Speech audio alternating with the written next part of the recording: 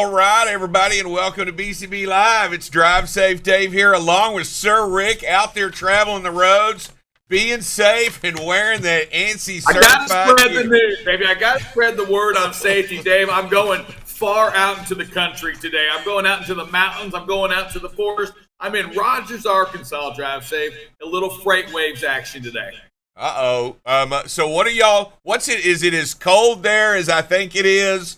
Because are you freezing there this morning in Rogers? Yes, the AC is down to 66, so it's awfully cold in the room right now.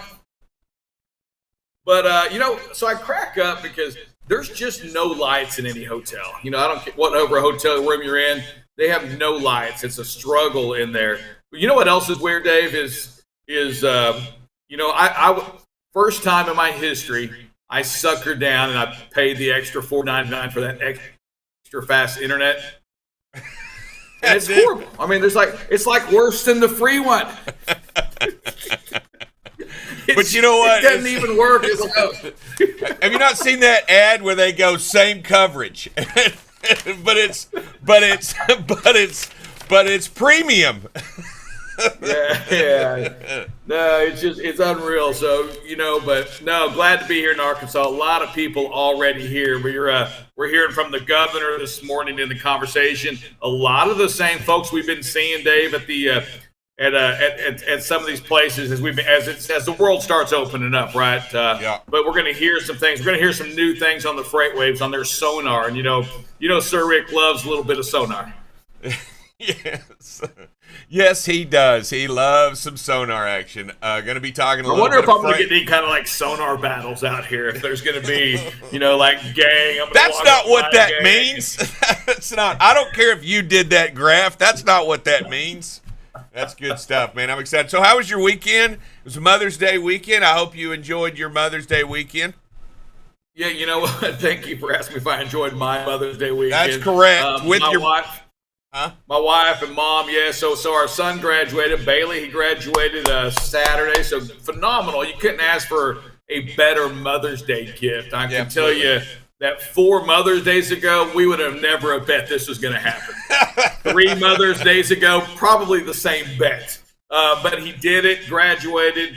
Our daughter, flew back from Alabama, so we have her back in town. We had a full house yesterday. Mom came over, my brother, and his girlfriend and their parents came over. We had a full house, Dave, and it was, it was nice. It was nice and sunny as well. So it was a warm day. And hey, check this out. We had a little wind. There's a new one. That's a new thought. Yeah. When's it going to be done? I'm just curious. We'll get with.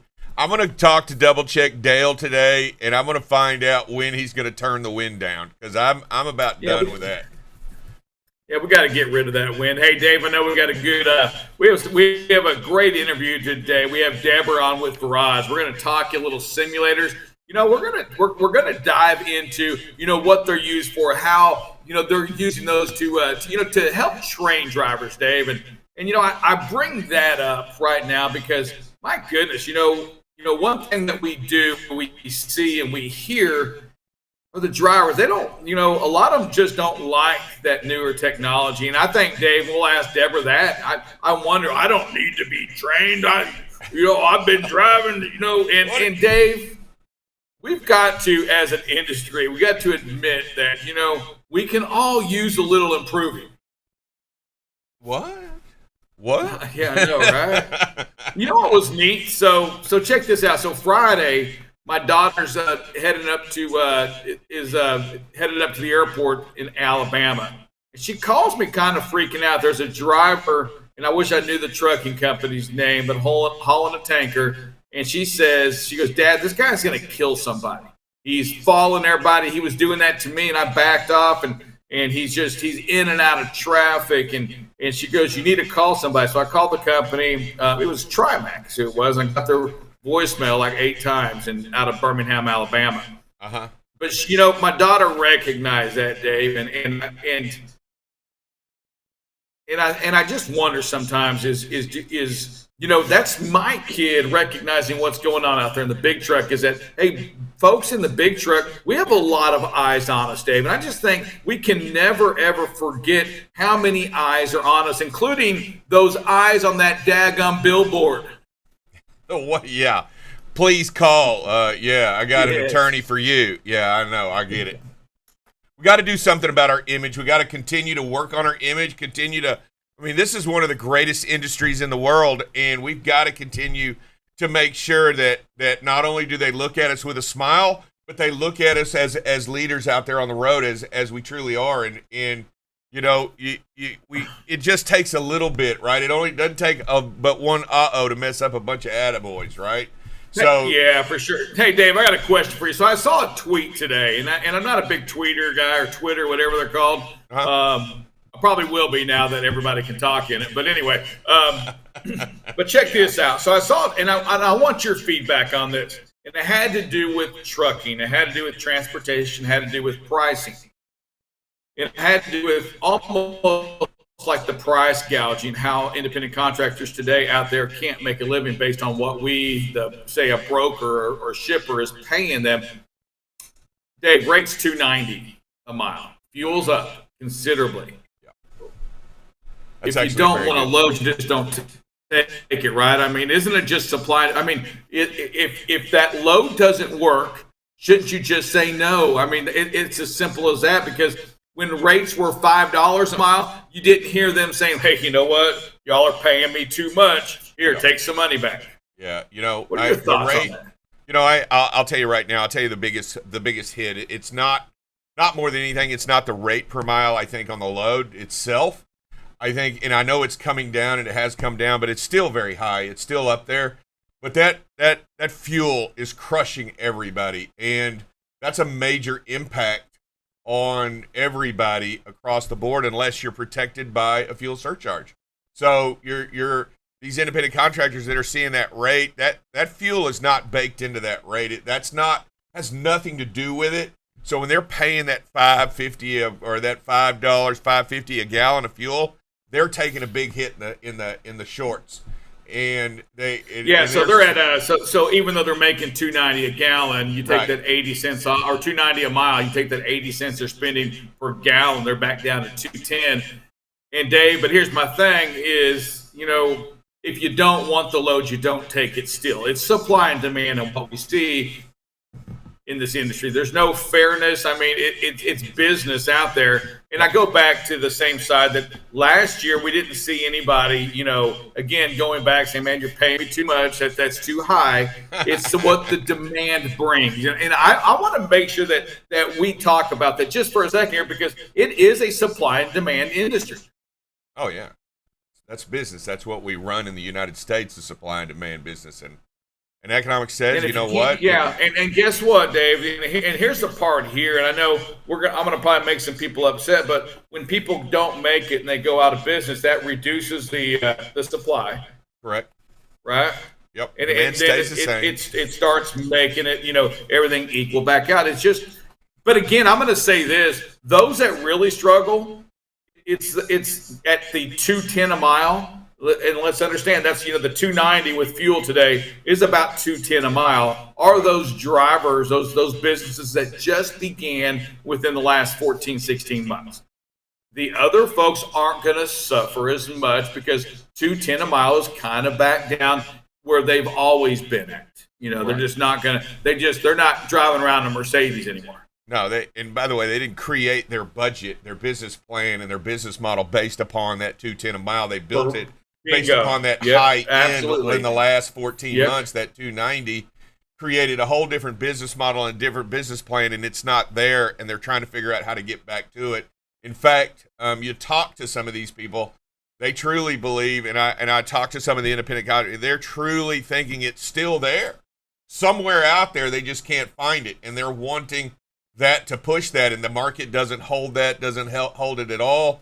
It's a severe reality check. And it's going to be, I believe it's going to be all summer long as we move forward before we get to peak. I truly believe it's going to be a reality check for everyone. Yeah, it reminds me of the book. I think it's a great time if you haven't read that Who Moved the Cheese or My Cheese or whatever that is. It's that things change. You've got to be up and change it with. You got to recognize the data. Can't wait to talk to FreightWays folks to see the data because that's how what kind of helps us drive our decisions. Hey, Drive Safe Dave, I know we got to go to a break. This is going to be brought to you by Utility ProWear. Hey, even in Arkansas, I'm sporting my Utility ProWear. Love the gear. It's cold in here. I got it cranked down. I'm wasting all sorts of electricity right now. There's nothing green going on in this room. I can tell you that right now. Hey, but Drive Safe Dave, I feel good in my Utility ProWear, and I'm a little safe. So I love it. We're coming back, Drive Safe Dave, after this quick commercial, with a little interview. All right. This segment has been brought to you by Utility ProWear. Utility ProWear manufactures high-quality, ANSI certified, high-visibility apparel for both men and women. Infused with a Teflon fabric protector, Utility ProWear gives you the added benefit of providing a barrier to liquids, dirt, and grime, keeping you cleaner longer, brighter longer, and therefore safer longer. Get your high-visibility apparel by going to utilityproware.com. Use the code BCB20 at checkout for an exclusive discount. All right, Sir Rick, an exclusive discount. I don't know who does those voiceovers, but ever. When are we changing that thing? My goodness, that voiceover, that guy. I'm looking for his autograph. That guy's amazing. All right. By the way, we're going to jump right into Deborah. How are you doing, Deborah? You got Sir Rick and Drive Safe Dave. And how are you today? I'm great. Thanks for having me today. All right, so let's do this, Deborah. First of all, why don't you introduce yourself and tell us who you work for? Well, thank you. I'm Deborah Quackenbush, and I've been in the industry, the simulation training industry, and for longer than I want to reveal right now. And I am a consultant. My own business is Virtual Excellence, but more importantly, I work with a company out of Montreal, Canada called Virage Simulation. And Virage provides training systems, ground vehicle training simulation systems for all types of drivers that share the highway with us, from trucking to automobiles, police vehicles, fire, waste management. And I'm pleased to be here and explain a little bit how simulation training has impacted the industry in a positive way to bring safety to the highways. Oh, and hey, I want to jump in real quick, David. Go ahead, sir. Let me ask first. So here we go. Hey, so Deborah, when drivers come in for the first time, how do they take it? I mean, are they anxious? Are they excited about this simulator? I'm talking about the drivers that are coming in for retraining or to be trained again. Maybe a driver that's been driving for, say, 10, 15 years. How do they take it when they look at that simulator? Well, that's a very interesting question, because I think at first there may be some trepidation. This may be a technology that they have not experienced before. If they're a younger driver, very possibly they're familiar with the gaming side of simulation, but not the training side of simulation. Two totally different technologies. So it really depends on that. What we have found, and what companies that have implemented a safety program that integrates simulation into it, is that the drivers begin to see the relevance of it, and they see the investment that the company is making in their safety, and there is an overwhelming acceptance of it. They also recognize that well, just like many of us out there that share the highway, when was the last time you took a defensive driving course? When was the last time that you looked at your skills behind the wheel? And so they recognize that the company is doing this for the benefit of everybody and are creating a safety culture that they can feel good about and feel good about working for that company. You know, as we continue to talk about that, and we continue to talk about the safety aspect of that, and which is what we do here and what we'd like to talk about here, how important was that a driving factor, more important with Virage and this simulator? I'm sorry, I didn't hear the first part of that question. I said so we're talking about safety, and we're discussing safety, and just how important was that in a driving factor of building this simulator right here, this Virage simulation, is safety? Well, I think that safety is the overarching theme, okay? I think best practices are implemented within the simulation training, and with best practices comes safer performance, meaning that when you drive a simulator, it's not just driving around in a database, in an area that doesn't have any purpose. There's training that is implemented. There is a curriculum that is attached to the simulation. For instance, if you're an entry-level driver, you want to be sure that they have those entry-level skills like shifting, all their backing skills, all the CDL skills that are necessary. You have to measure that performance in order to be sure that this individual is going to be successful in, one, passing the commercial vehicle test, and two, be successful as a driver out there sharing the highway with everyone else. With regard to a company, you want to be able to provide that additional ongoing training, the advanced training, the training on new technologies. And only simulation can provide that kind of broad exposure to events that sometimes you don't really want to do them live on the road. I get that. I think that's fascinating when you're talking about that. So in a simulator, you can call up immediately a snowstorm and deal with that scenario, or you can go directly to a blowout situation, right? I mean, you're talking about on the fly problems to deal with immediately.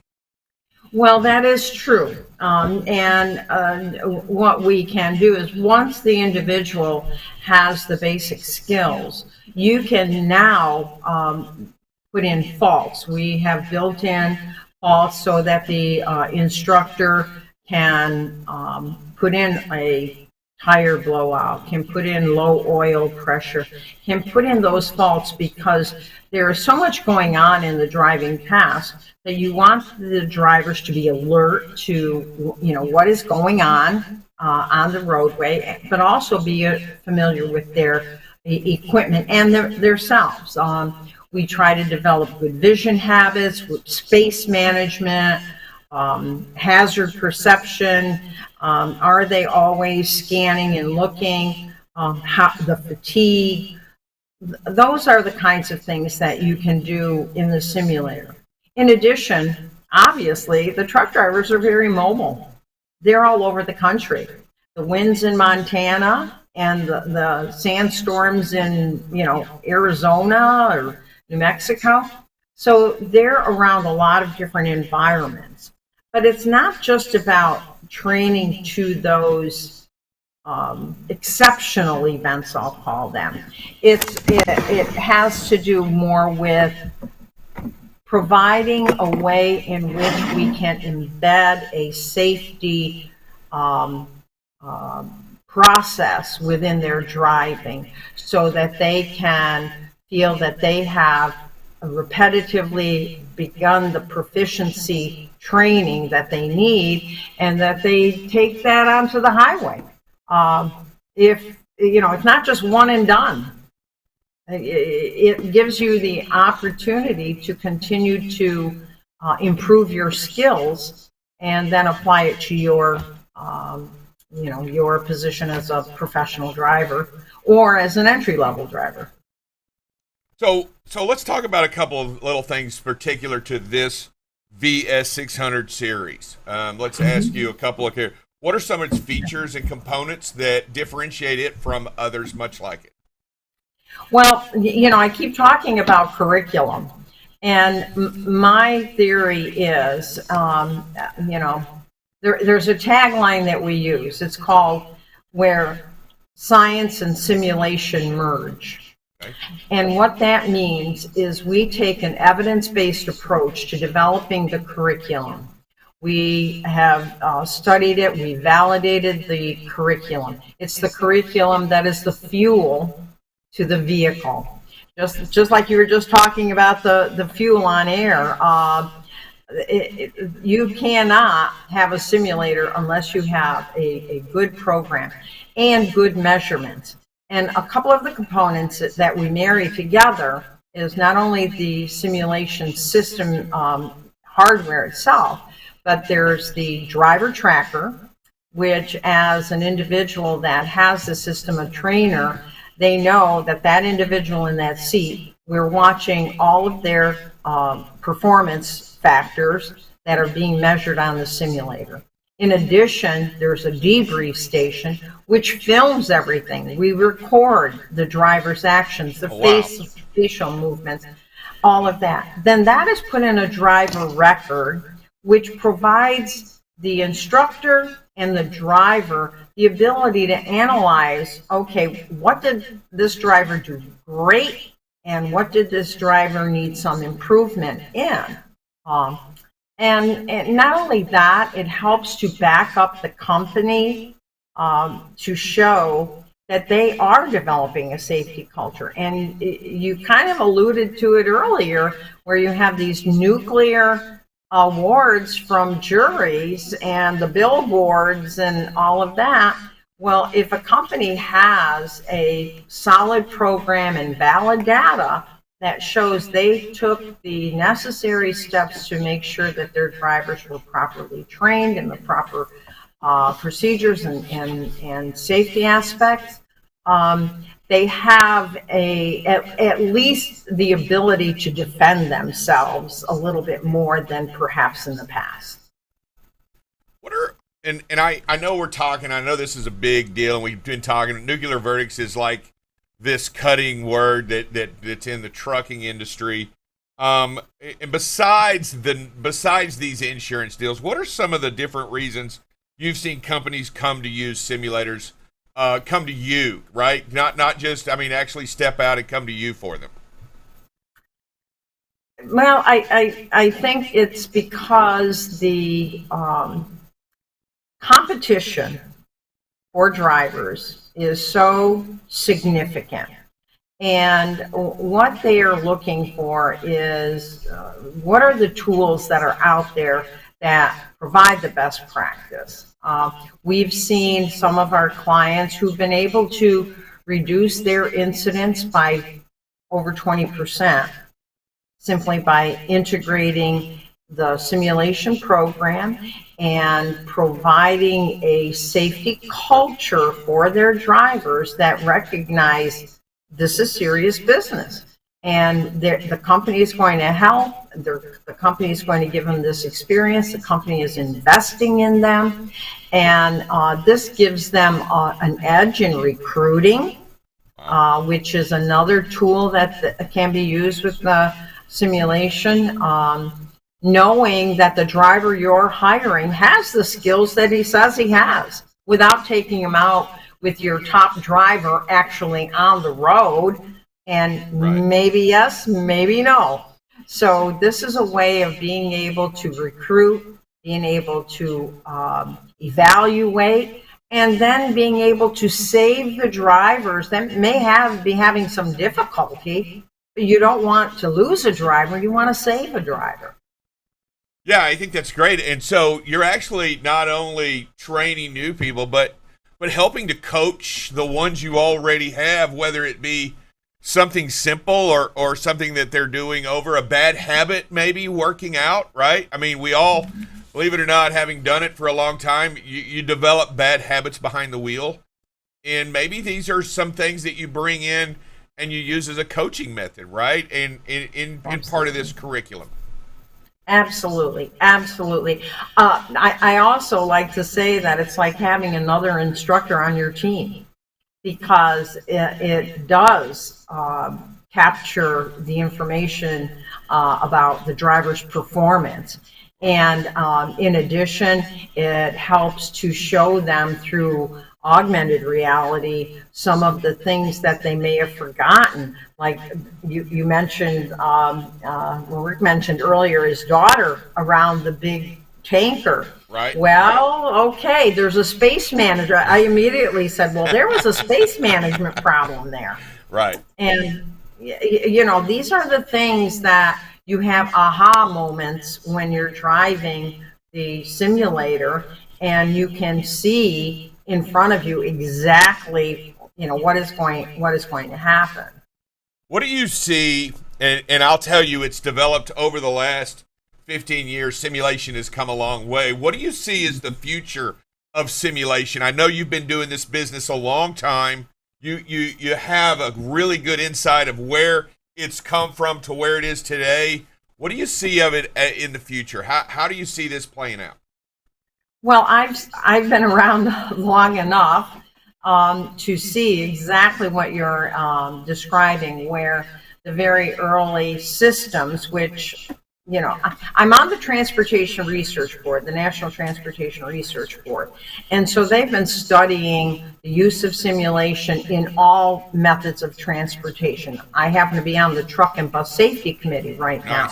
Nice. And one of the things that I see over the years is that the sophistication has just gotten so much better. With computers being faster, we had what we had years ago, right, simply because we were held back by technology. Right. Well, now technology is becoming far less expensive, right, up until this year, I guess. But with inflation, let's not bring the chip shortage in. Well, computers have doubled in price within the last year, by the way. Wow. They just doubled in price. So it is becoming a little bit more expensive. But what I see is more acceptance of this technology. The business had exploded over the last year or two, and people are becoming more familiar with its integration into that it's not so outlandish. This is not just for the airline industry. This is for the trucking industry. This is for the police industry. This is for, all types of driving. And who is becoming more acceptable? Just everyone across the board, businesses, individuals. I mean, truly, you're talking about a bigger acceptance of this technology. Are businesses coming to the table a lot sooner and wanting to talk to you as like never before? Oh gosh, yes, it's amazing. The word is out, so to speak. Right. They see the successes of their competitors, right, and they want an edge. You talked about the fuel cost.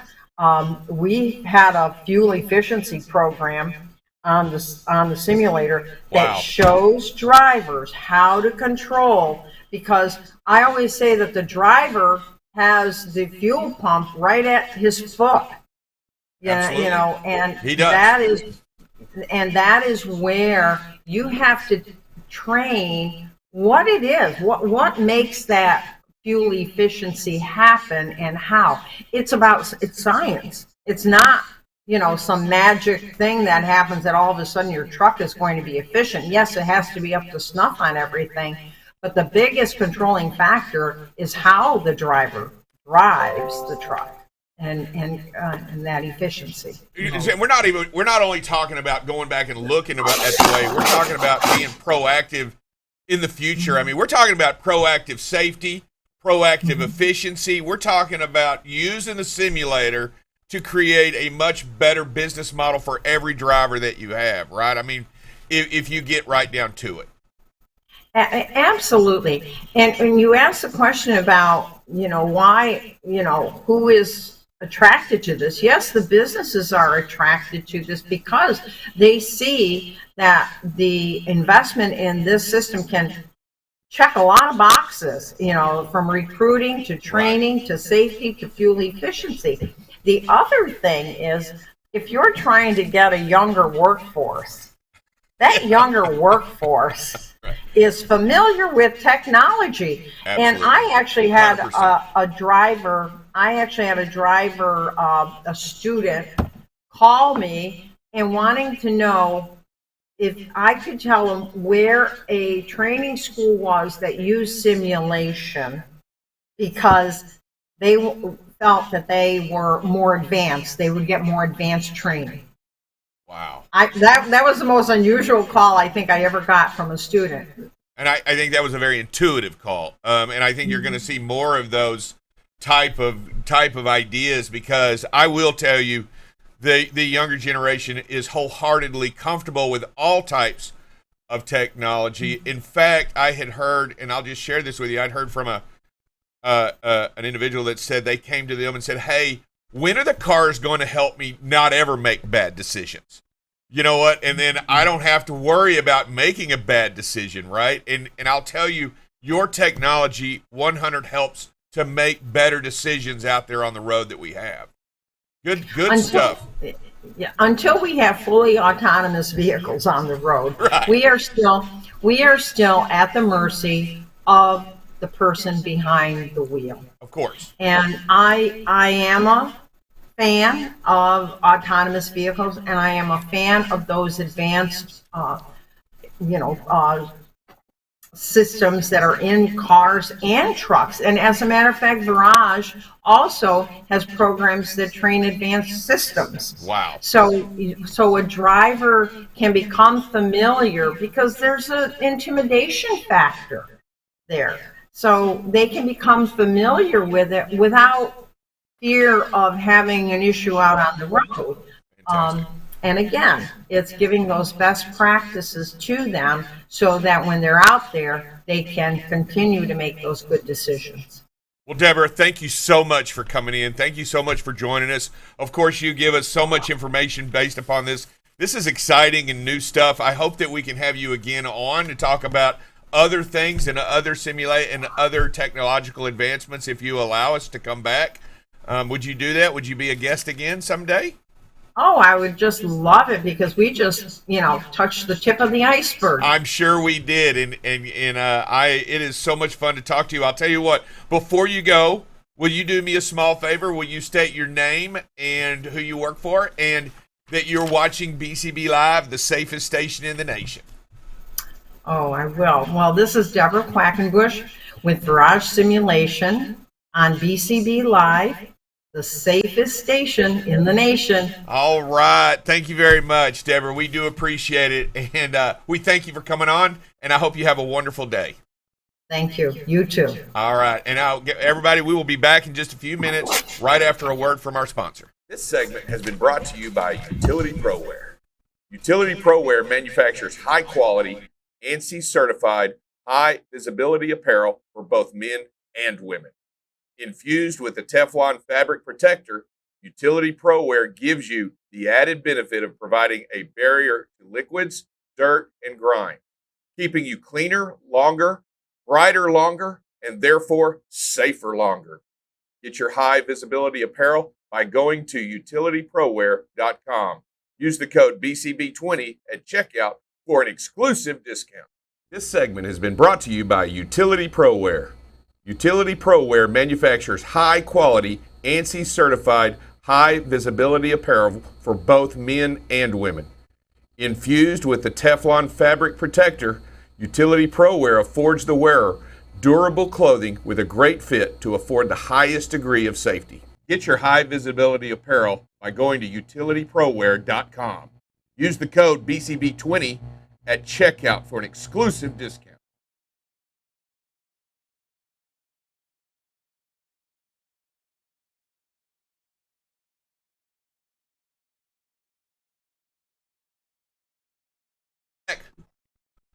Welcome back to BCB Who are you? Live, the safest station in the nation.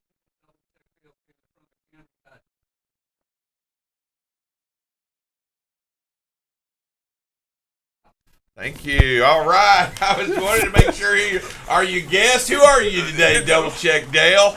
I am the guest today. That's what I needed to hear. Find out what's going on with you. How is it? How are you? Did you have a good weekend, sir? I had a great weekend. Great Mother's Day, and so took care of all my duties there. Made sure the kids came home, went out for a brunch with them.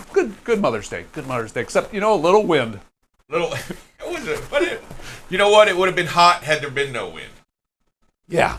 It was still hot. It was still hot. Just warm air, but at least it got moving a little bit. All right, so let's talk a little bit of weather. Let's talk a little bit of weather. And you know what, Dave? Today is going to be an extremely windy day in parts of the U.S. In fact, right now, I-80 up from Cheyenne to Laramie is closed to high-profile vehicles and lightweight vehicles due to the high winds. And so that is going to be the major story again today. It is the wind.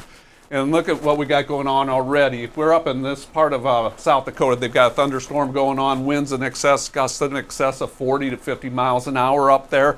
This is at 7 a.m. this morning. We kicked this to this afternoon, mid-afternoon, and we have just got some huge, strong winds across a large portion of the central and western United States. Central Texas, the Panhandle, Oklahoma, up through Kansas, New Mexico, Colorado. Some of those winds out there are going to, some of the gusts out here on the Front Range around Pueblo, 70 mile an hour gusts today. So winds are your major story today. Be aware of where you're at. Get a weather station. Tune into a local radio station. Find out what's going on with it, because these winds are going to be dangerous in a very large portion of the United States today. And with that, we will go over to some rain and thunder, and you're going to see some activity going on there. Look at this, Dave. That looks like snow in the higher elevations still in parts of the United States. Again, as mentioned earlier, South Dakota, Minnesota, currently with a thunderstorm going on. And as that goes throughout the day, it shifts a little bit to the north. But this is later this afternoon. We're seeing some pop-up showers down here in central Texas out to the west of Dallas. Some of those could turn into severe storms. And then through central Iowa this afternoon. Again, some storms going on there, and that's an area that had some high wind a little bit earlier. And if we go into the overnight hours, the storms at Iowa, eastern Iowa, central Iowa intensify. Strong storm cell down here in central Texas this evening, and then out in the western panhandle of Nebraska into southern South Dakota, a little bit of North Dakota, or a little bit of Colorado is going to see some rain also. But the other major story going on right now is temperatures. We are going to be very warm today in most of the United States. If we look at this afternoon, central Texas, I know Abilene, San Antonio are going to be over 100 degrees this afternoon. So kick that in with the winds. Very hot, very windy day. Just want to remind everybody, all of New Mexico, most of Texas, Kansas, southern Kansas, western Kansas, Colorado is in an extreme fire alert today because of the winds and the high temperatures. So be very cautious out there. If you're a smoker, please don't throw any live cigarette butts out there, because with the winds going on, lack of humidity, fires can become a problem in a hurry. And there are a couple of large fires burning out in New Mexico right now. So with that, we will take a short break.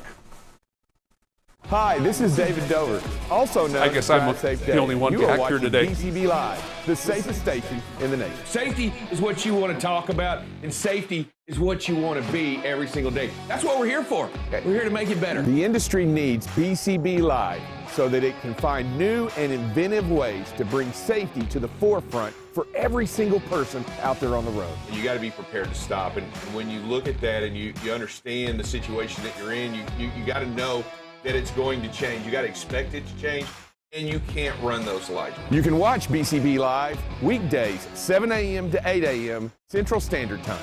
So what are you waiting for? Follow and subscribe to BCB Live today. All right, everybody, and welcome back. Drive Safe Dave here along with Double Check Dale. Going down telling everybody that summer is here, right? It's coming. Where did spring go? Did we get, what was it, just storm? That was spring. And now it's just hot and windy. Is that all you're telling me? Is that what we're doing? Well, I mean, spring was storm, wind, and that seems to, be coming into the summer months too. Wind. Now it's just wind and hot. Now we're getting windy and warm. Is that what it's not even hot yet. I mean, it was 100 degrees, Dave, is hot. I mean, we're going to be in the upper 90s here today. I mean, parts of central Texas, 100. That's hot, brother. That's hot. Yeah, I don't care if it's humid or I don't care if it's dry. If it's 3 digits, it's usually hot. Yep. Yeah, I would agree with you there. Throw a lot of wind in with it, it's uncomfortably hot. Yeah, 10-4. All right, so what are we talking about? What is the safety topic today that you want to talk about to this national audience? Hey, today we're going to talk about roadside inspection violations. And part of that is because next week is that roadside blitz coming on. So just kind of giving people a little bit of background on what they look for, what the most common violations are. And so hours of service violations, that's the number one violation. And the number one violation of that is the form and manner. 75% of the HOS violations are form and manner violations. That's the stuff like, do you have your trailer number? Do you have your bill of lading number? If you don't have your BOL, you can use the shipper and commodity, but it's important to have both shipper and commodity. Bill of lading number. So those are the form and manner ones that are so important to do. It's the little stuff, because if they miss those, then they start looking deeper. They start digging deeper into it. Now, wait a minute. I got a question for you. Yeah. Now, with all the electronic logs, how is form and manner not? How is that still a big deal? It still is a big deal because, again, you still have to enter your bill of lading, still have to enter your trailer number in there, shipper and commodity. You have to make sure that your log is verified. You're certifying your logs every day.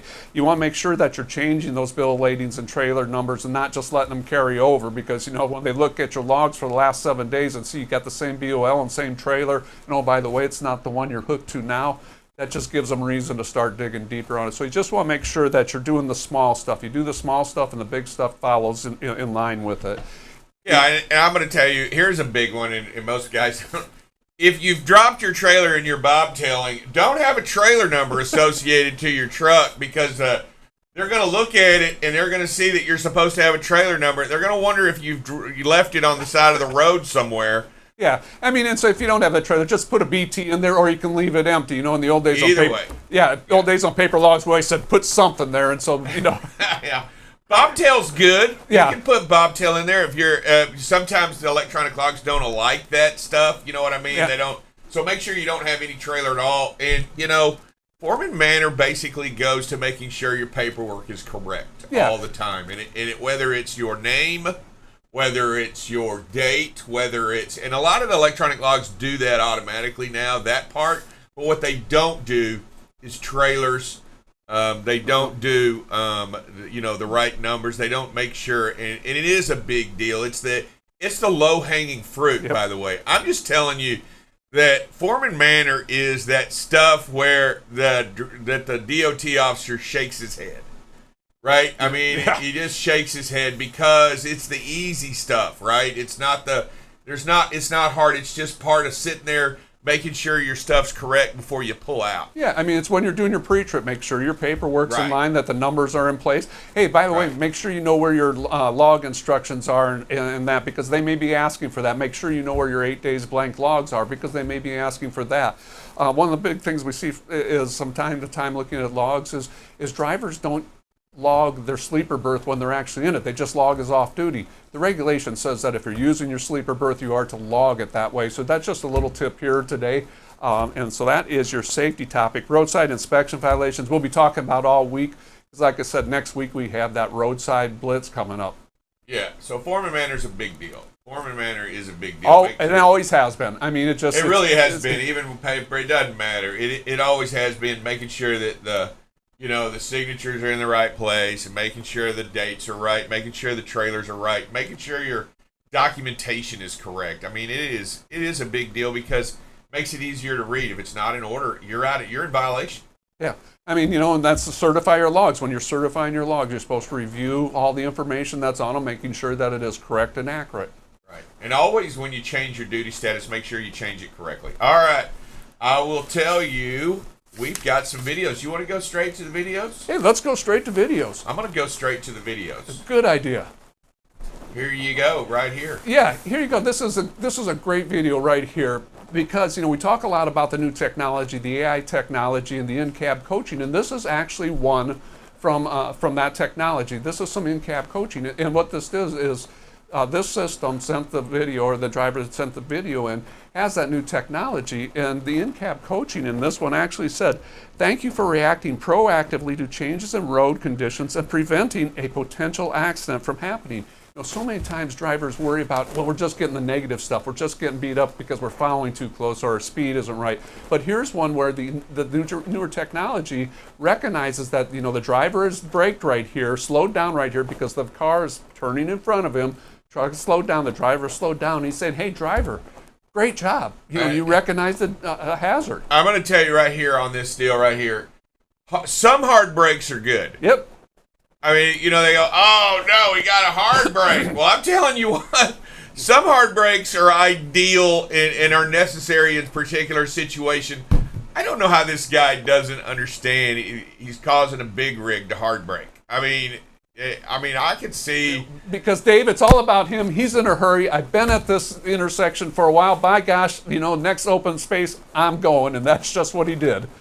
It's ugly, but, like I said, with all the technologies out there, just want to get out there, that a lot of this is good. Not all hard brakes are bad. You know what? And I think the driver does a great job slowing down, understanding that driver was going to pop out there. I think, I almost think the driver anticipated this. Yeah. You know what? I got a nasty feeling this guy's going to go. Yeah, saw that slow roll coming on. Yep, this one's a jumper. This is a jumper. This is a jumper. All right, let's see the next one.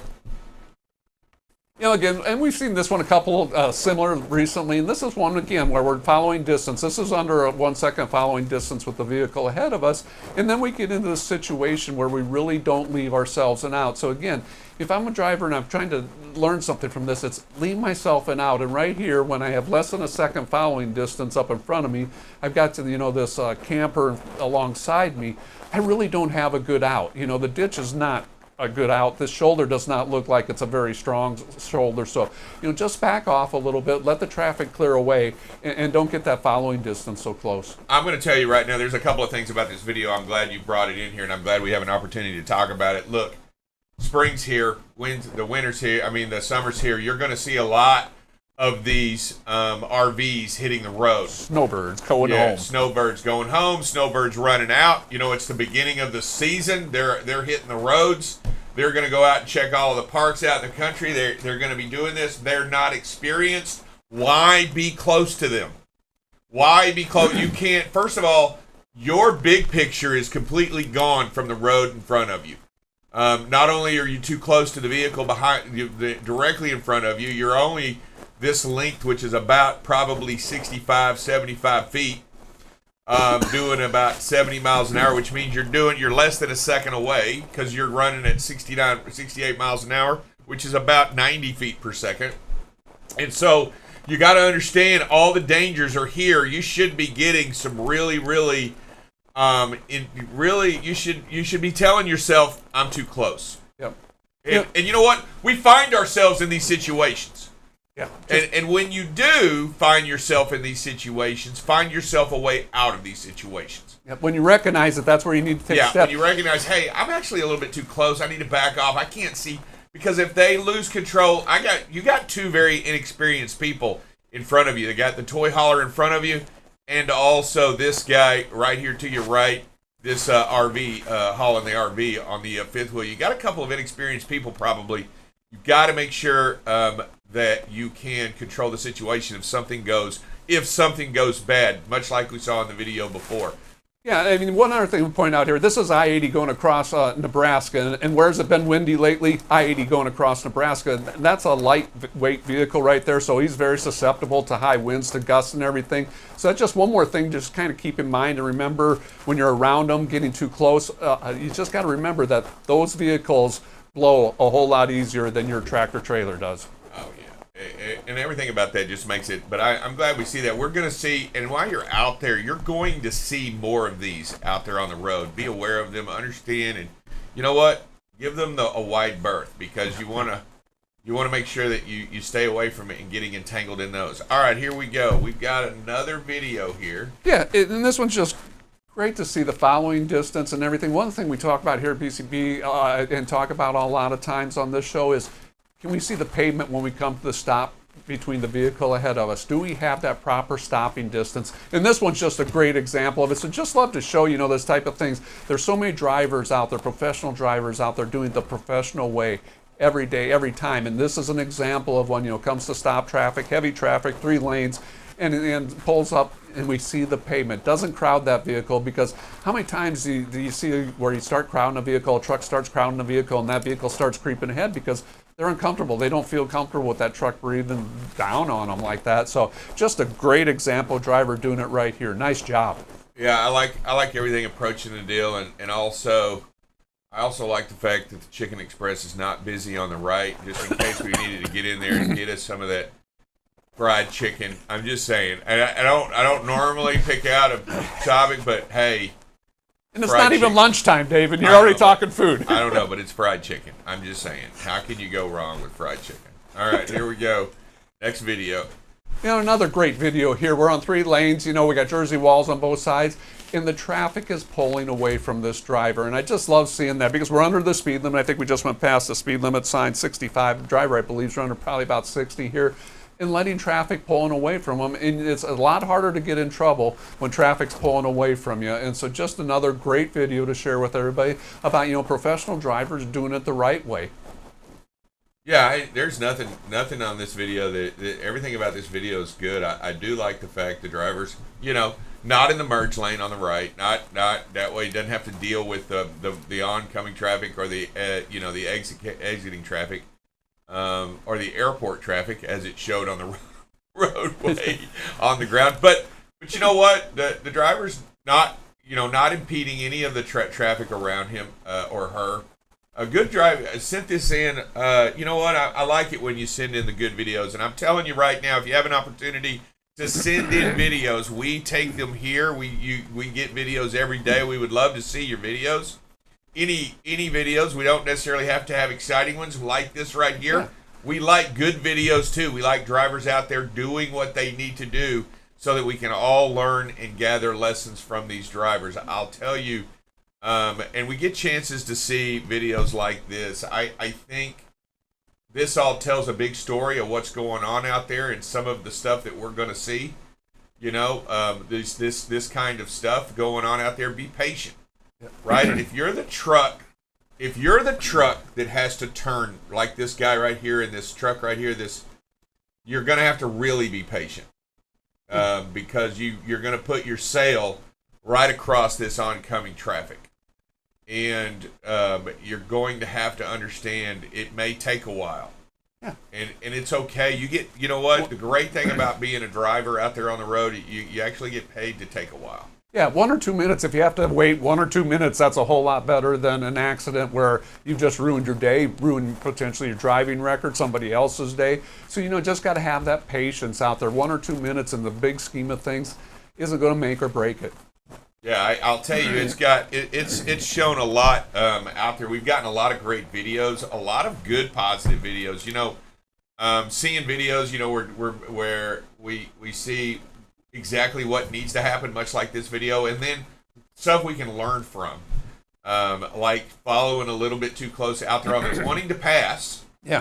And absolutely wanting to pass, right, Dale? You wanting to pass, you want to get around, you want to get to the next, but make sure you do it safely. Make sure you continue to run that lessons through your mind. Hey, let's be careful. Let's be mindful. Let's be patient.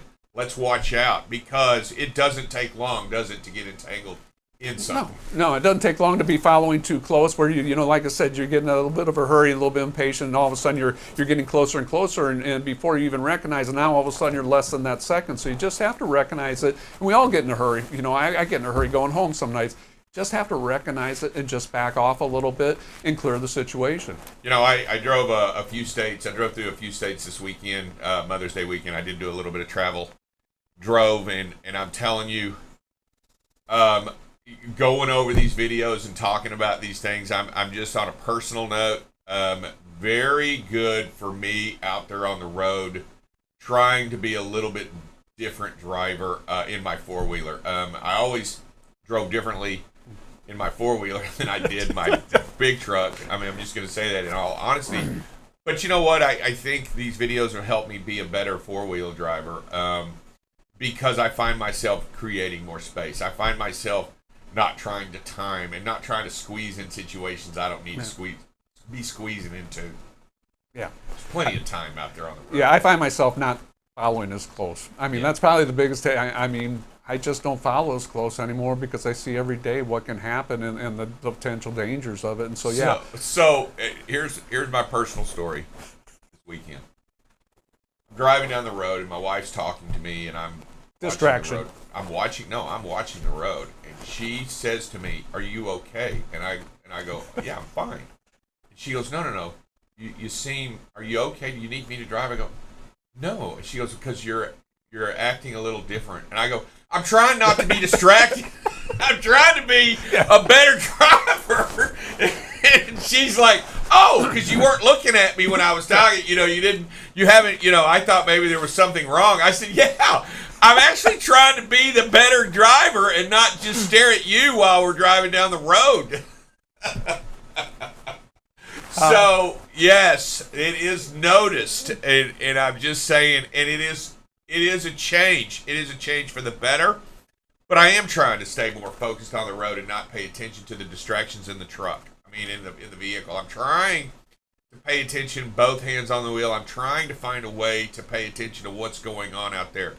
I did do one other thing a lot. I tried a lot to use my adaptive cruise a lot this weekend because I had to drive long distances, and I just, it takes some getting used to. I do like the fact that it slows you before you get up on somebody. Yeah. I do like that. I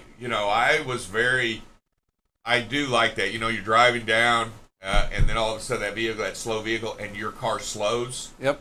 To measure, to meter it between you and the vehicle in front. I do like that a lot. And then pass it, and then it speeds up. I mean, you know what? You use that technology for the better. In the past, I probably would have let the cruise keep me up and tried to time it, like, you know what I mean? Yeah, I mean, the first systems came out, the adaptive cruise that slowed them down, but it never picked the speed back up after the distance increased. And so the nice thing about today's adaptive cruise is it slows you down, but as the distance increases, it starts letting your speed build back up. So it's so much nicer. It just keeps you that safe following distance, whatever you have it set at. So. And I did see a lot of snowbirds out on the road. I saw a lot of RVs out there this weekend traveling. I even commented, "Wow, there are a ton out here." I think a lot of people bought them while, during COVID. I think. Yeah, I think they had record sales, and I think they're going to be out there in record numbers now that it's this weekend, and then I think there'll be a lot of used ones for sale by the end of the summer. I think the used sale market will go up tremendously after this summer, after they've used them for a couple of times and realized it's not exactly what they thought they would be, and not exactly what they did. I'll tell you. All right, I appreciate it. Thank you very much, Dale. We're going to go ahead and close with a quick prayer. Dear Heavenly Father, we gather before you today to ask for your grace in all things. Give us the ability today to make great decisions, to be safe, to be kind. Help us to do these things out there so we can make a difference in somebody else's life in a positive way, in a better way, and in a safe way. We ask all these things in your name, we pray. Amen. I hope everybody out there has a great and wonderful day. Dale, you got anything passing that you would like to do before we go? Just remember the winds out there. They are going to be ferocious. So just be where you're at. Ferocious. All right, everybody, have a great day. We'll see y'all later, and thank you for watching BCB Live. The safest station in the nation. That's what he says every time.